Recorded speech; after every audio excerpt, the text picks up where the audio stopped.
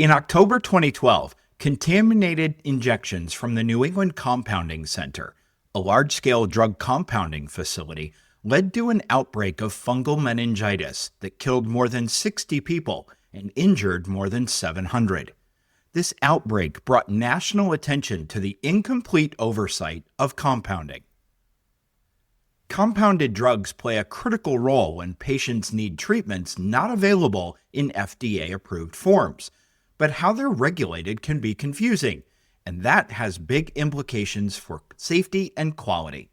Most recently, grace periods have ended for some big players in the compounded GLP-1 drug space, returning the spotlight once again to regulation and oversight. Let's take a closer look at the current landscape around this industry. Traditional compounding pharmacies, known as 503A, prepare medications based on a patient-specific prescription. They're primarily regulated by state boards of pharmacy and are exempt from FDA's pre-market approval and manufacturing standards. 503B outsourcing facilities, on the other hand, can compound in bulk, including office stock for hospitals and clinics. They must register with the FDA, follow GMPs, current good manufacturing practices, and are subject to FDA inspections. Despite this framework, problems remain.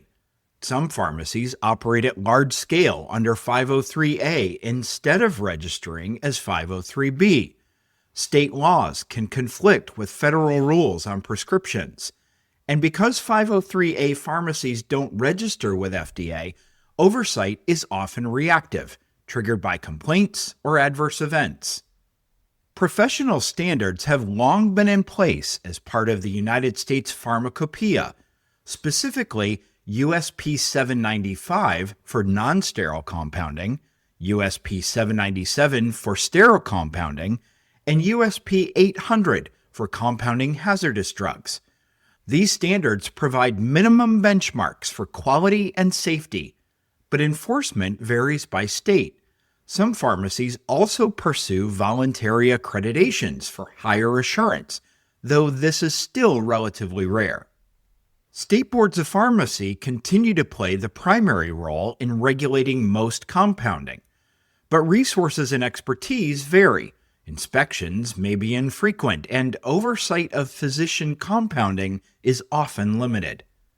Both federal and state regulators are working to close gaps through joint inspections, interstate agreements, and new training initiatives.